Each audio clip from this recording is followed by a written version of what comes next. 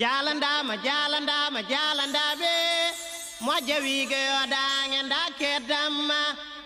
ko noon tigui rigui caggal eɗen totta on mo gandanɗa hoore ma kañum woni Aissata en garat e bandiraɗo debbo woni Madina Bane salmina Madina salminanno o. Assalamu aleykum bandiraɓe, ko min o Madina Bane mi ari ɗo salminde on e juurade on. Miɗen gaddi hande thème kesso, mbaɗe abonné nak, mbaɗe abonné e nder Titonde TV. A jarama Madina Bane no wiiri ni mbaɗe abonné e nder Titonde TV nde tawno doole ligo ko ndiyam kono doole fulɓe ko pulago, fulɓe mbi ko dental puuli jiiɗiɗamo te kala ko yana ko wulantake kala ko rendi huula herte itene gueɗal. Mi totta debbo Thiasal o salmina.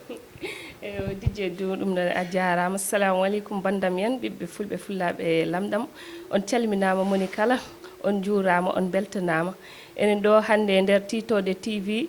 rendude Dj Dou plateau o e Madine Ba Madine Bane oɗon jaafo e bandiraɓe fof kala yeeɓoɓe on calminama, on beltanama. On beltanama ɓiɓɓe fulɓe kala to mbawi wonde Dundu Baba Adama, on beltanama, on mbiyama yon mboɗo abonné. Amin ñaguino mboɗo toon abonné onon fof e nder Titonde TV, on beltanama. Ko noon tigui rigui oɗon ñagade mbatton abonné e nder Titonde TV ko noon ɓe mbi ne haaji soni hanna ononne ko noon mbiɗon kadi abonné ji ɗina ɓeɗo ne haaji ni. Hande noon bandiraɓe wonɗo jiɗɗon nayorade, jiɗɗon nayorade kono banggue laylay rendo sen kaali ɗum e ɗemgal tubakiri woni réseaux sociaux. Réseaux sociaux o ko gonga o findini, o tindini, o hirjini, o jertini, kono réseaux sociaux o woyni, o ɗayni, o hanɗini. So tawi en mbino noon wonko tagui en wiide noon ne tawno fulɓe mbi ko woto gacce jiɗɗo bonde bona, balle jiɗɗo wonde wona. ɓe mbiyol sababu mbimi jiɗɗo bonde o so ɗaccama o boni mo bono bonnora jiɗɗo wonde o, kono jiɗɗo wonde o so wallama woni mo wona wonna jiɗɗo bonde o. ɗum noon Titonde ko ɗum woni ko faami hande ari jertinde yimɓe e rentinde yimɓe e andinde yimɓe exactement holko kewata e nder réseaux sociaux o. Hande noon alay saago mbaɗen ɗum gooɓe jiile koye fannuji ɗi kala jiɗɗen nawerade. En jii ɓeɓe gandanɗa hoore ma jamfama e nder réseaux sociaux ji, en jii ɓeɓe gandanɗa hoore ma dawle men boni e nder réseaux sociaux ji, kono en jii wonnoɓe e pele pocciɗe pewɗe ɓe boni kamɓe kala tigui rigui e nder réseaux sociaux ji. En jii kadi waɗaɓe hen arnakuji kewɗi ɗi ganduɗa ma, kono kadi ɓen ɓe gandanɗa hoore ma ko suurinoɓe curtima e nder ɗiɗo réseaux sociaux ji. Hande noon eɗen jiiɗi andinde bandiraɓe ɓe réseaux sociaux wona ñamdu wona yardu ko kutorgal. Kadi hande e nder galleji he so tawi en ƴeewi yimɓe nana joddi kono gondani, ne tawno a yiyat a natat e nder salle tawa toon ma won plus de 4 walla 5 personnes moni kala ene jiimi portable mum ene yewtude e gonɗo États-Unis, ene yewtude e gonɗo Amérique. Hay couple uji ɗi communication ponnoɗo wonde heno ene wayno natti ɗum wonde no haadi ñama. Hande noon ko ɗum woni ko jiɗɗen yewtude, kadi koye hen jiɗɗen yewtude. Moni kala noon kono fiya ndu ummata onon hande kon rewɓe oɗon gandi ko rewɓe ɓe guuri e nder réseaux sociaux ji he. Hande ko ɗum woni ko jiɗɗen waɗe développé. Moni kala noon ɗo wela ene wawi ɗon nayorade. Aissata mi tottima konngol. Eyo mi weltanimama Dj Dou. Eyo comme no Dj Dou wini rek hande machallah eɗen gandi réseaux sociaux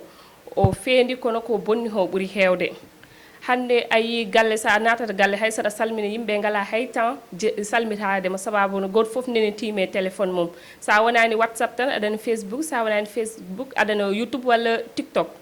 E ayiya debbo e gorko communication woni yewtere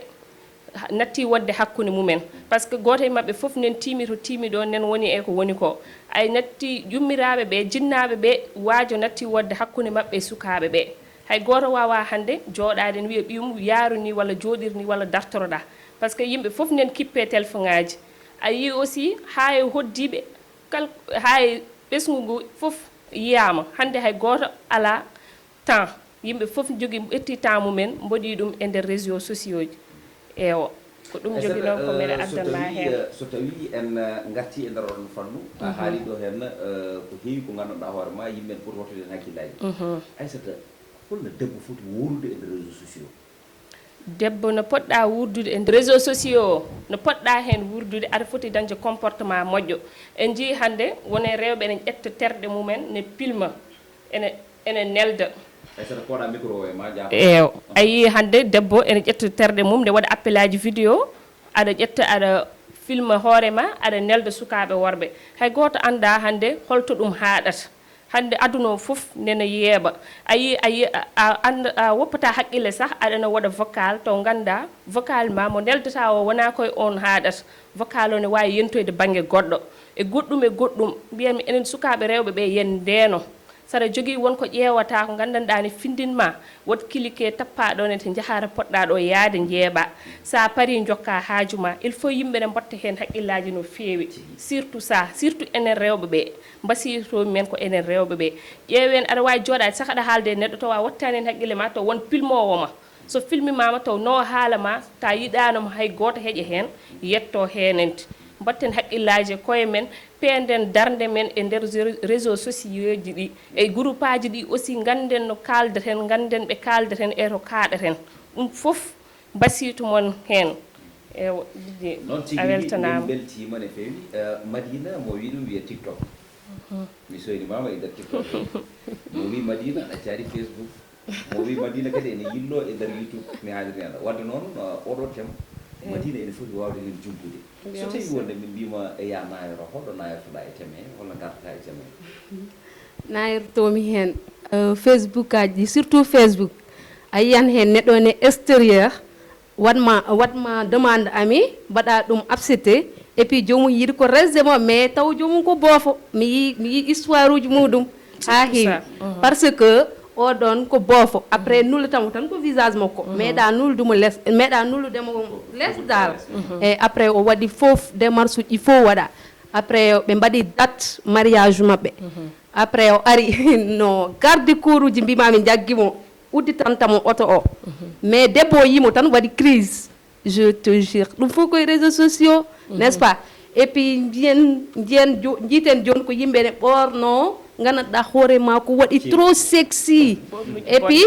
a anda holto haɗata dal c'est ça ƴewata sa mawnoyi suka ma so gari et puis tanira ma so gari ko ɗum ƴewata et puis mayeta majjata toon tan wonata et puis chaque an eɓe mbaɗanma comme no anniversaire ni ɓe gaddama photo ngo n'est ce pas e jiiɗum n'est ce pas eyyi noon tigi rigui kanko nayri koye banggue Facebook kanko Madina Bane machallah mi noon kam mboɗo weltini élément ji bokum ɗiɗi feewi no feewi no feewi nde tawno ene gasa ko hande woni ñalawma mabɓe garwoniɗo moɓe puɗɗi joɗade écran ende timme mabɓe ɗo e nder Titonde TV kono noon kadi gumɗo jeeyi koko memi moni kala tata koko wawi ni haalirta ndiyanda so tawi en gatti seeɗa ɗo fannu TikTok en jii ɗeɗo balɗe ko ɓoyani ko hen hewɓe e sernaɓe ko gandanɗa hoorema ko jottuɓe mbiyata guisane en werlotoɓe ceede walla natoɓe e nder kalwa enen jiiya won ceerno goto yaltino wino ɗo wonde ma sukaɓe ɗiɗo ɓe gandanɗa hoorema koye nder laylay rendo ngo ɓe moɗite kadi koɓe andaɓe ne haaldirta ni aɗa maɓe cuuɗe leppi leydi eywa e no wino noon de wonani balɗe mbay sapar waɗi accident lewal tun to Touba ne haadi nen te kadi nokku mo waɗi accident o ɗon sa wiyama wonde ko ɗon o waɗi accident mbiyata wonde ko wona gonga par ce que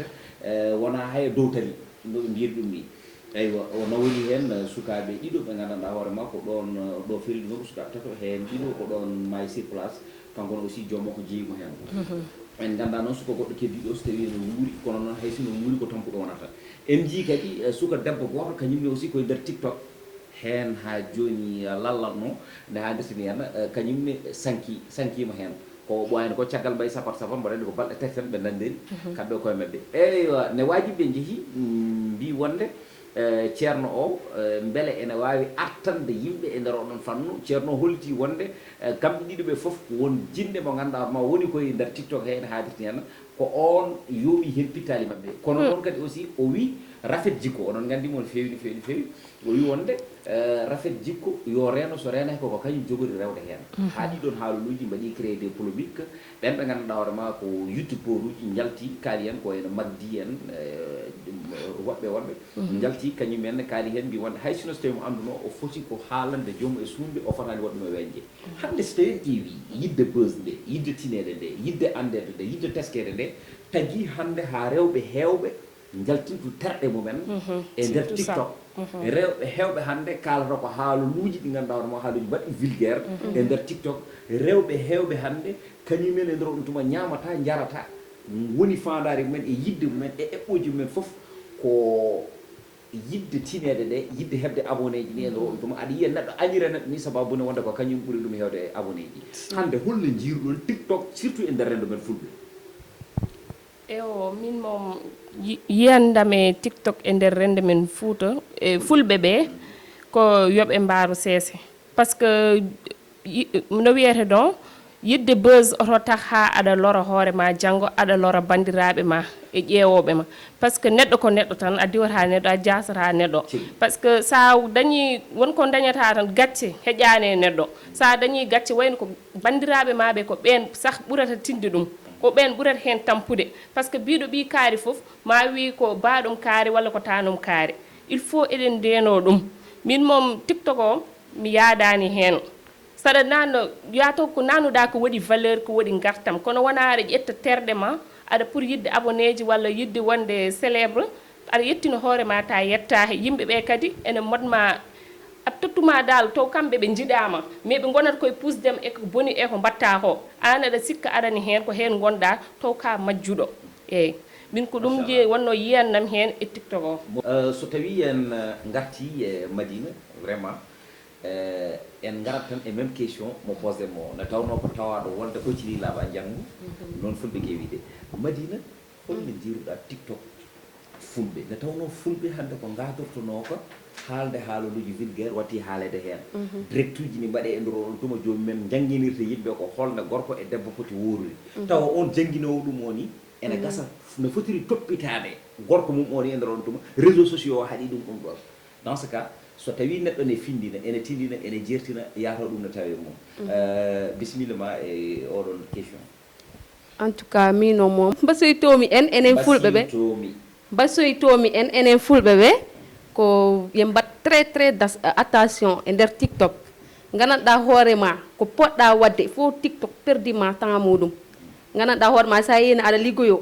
a heɓanno ko heewi mais aɗa waɗi concentré 24 heures sur 24 en TikTok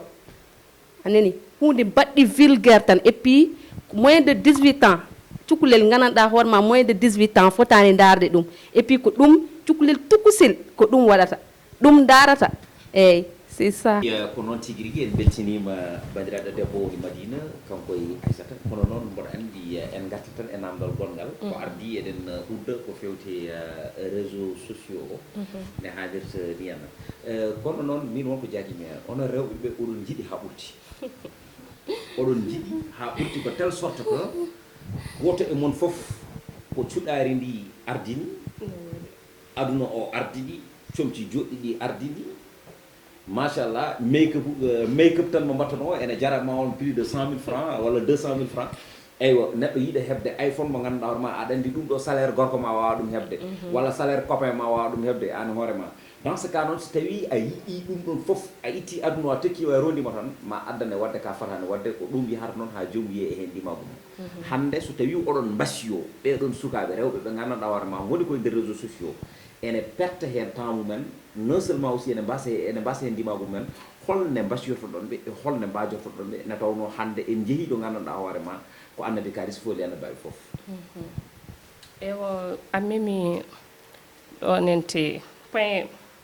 moƴƴo memɗa ɗonente par ce que il faut enen sukaɓe rewɓe ɓe eɗen gartir haqqillaji men ko mbiyanmi ko tan neɗɗo to yidde hanma yiide anani en jii réseaux sociaux ji ñande hen probléme iPhone arin ɗo yente won hen sukaɓe rewɓe ene jahan iPhone 11 won hen sukaɓe rewɓe ene jahane jeeya koye mumen saabu iPhone holko woni iPhone e Nokia e Samsung fof ko noddude noote hana ko yidde dañde buse rek e yidde ɓurnade e hollude mo gonduɗa ɓe mi dañi iPhone o dañani iPhone ɗum tahi hande hay goto oto wad ñee hay goto oto darte hay goto aɗa yiya neɗɗo ne jogui iPhone cikka ko doole makko heɓirta o heɓirani doole makko iPhone o ko bolle puyɗo heɓiri iPhone o jiiya neɗɗo yiida e neɗɗo e nder ɗum ɗo réseaux sociaux o waɗa ɗum finance ko ganduɗa hoorema ligganahi ɗum yaha taw ko yeyde hoore mum il faut enen rewɓe ɓe gartiren haqqillaji men e jinnaɓe men ɓe aussi il faut aɓe mbaɗa veille men il faut aɓe ƴeewa jaɓɓal ngal jaɓɓaten eno ɓornirtuɗen eno jooɗirtuɗen eno kaldeten par ce que neɗɗo ɓe mbima mawɗo ɓuuri andude belgol e jimɗi mum an neɗɗo an ɓuuri andude ko jibinɗa aɗa andi ɓiye ko waɗi capable e ko waɗani capable ɗum noon jinnaɓe onon ne mbeɗa wasi mon il faut oɗon gartira haqqillaji mon e amen il faut oɗon ƴeewa nomin jooɗirto e nomin jaarirto e nomin darirto oɗon ƴeewa aussi yaadiɓe amen par ce que saaha kadi jaadiɗo bonɗe ne bonna neɗɗo eyyi an aɗa jooɗoto jooɗiɗa ɗo aɗa wone koye ma ari mbaɗno Aissata aray ma ne wiya argami wonma présenté Didier Dou o ko jontaɗo ko ni ko na to anda kanko e Didier Dou o anda Didier noon Didier kanko o sekkodirani koye Didier o yiiɗa an ya sekkodire mum to Didier ko haalde makko ittini macro e ɗum woni macro yagal neni jaaha an o cikkaro gonɗa an woni hen to gonɗa koye sankude hoorema gonɗa koye leptude hoorema ɗum noon e raɓɓikinade tan mbatten haqqillaji koye men gartiren haqqillaji en liggoɗen hande hay liggey goto yownayi liggo dañana hoorema mbawa fendude hajuji ma on beltanama noon tigui rigui liggo dañana hoorema mbawa fendude hajuji ma bisimilla ma andane e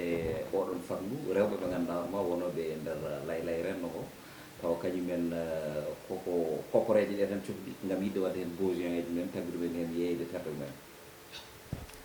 min kan mbimi liggey fof ko liggey aɗa wawi liggade hay so bindanagal dal bon gona bon ɓuuri ko jaata to jaaha oɗo gorko hokkuma 10 000 francs jaaha oɗo hokkuma 10 000 francs jaaha oɗo hokkuma 5 000 francs tout pour tan keɓa iPhone 11 tout simplement e peut wawi hebde iPhone 11 hande jaahaɗa bifte walla keɓa iPhone o bona n'est ce pas min kam mbasiyum on rek yo mbad comment on appelle liggoɗe dal woto mbaɗe koye moɗon pour woto jiiɗe hunde ha jara noon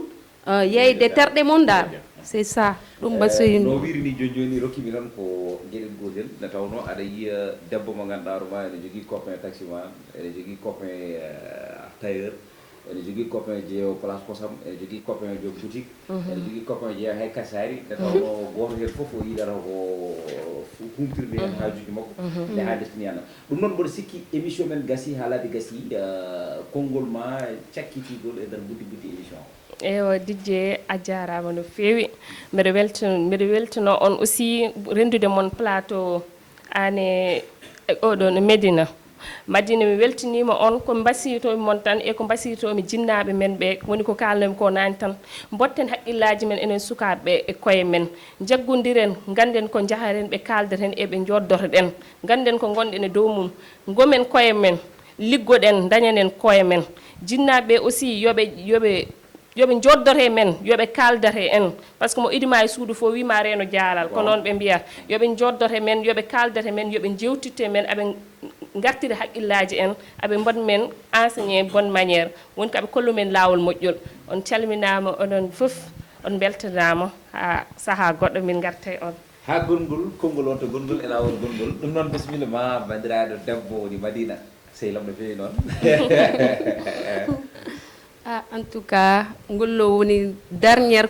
kongolam ɗo dal e nder eyyi kongolam cakkitigol e nder émission he mais min mbasoytomi jinnaɓe rek soɓe jii suka mabɓe ɗe jogui haalis moɓe kokkani ɗum yoɓe namdu ɗum walla ɓe tetta ɓe mbasa hokkude ɗum walla soɓe gadde ma portable moɓe ngala tettu portable o TikTok mbaɗɗe interdit cukalel moɗon jogo TikTok eyyi c'est ça noon tigui rigui ɗum noon rokka wajiɓe rendez-vous ha saaha goɗɗo eyyi kono noon mbaɗe abonné e nder Titode TV beele oɗon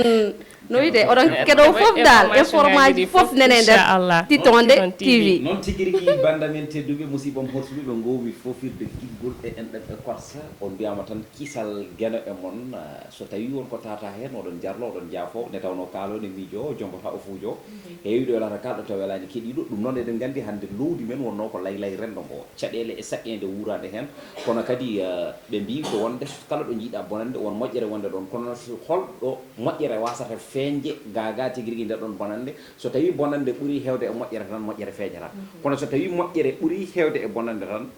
bonande ɗe en gasa feeñata ɗum noon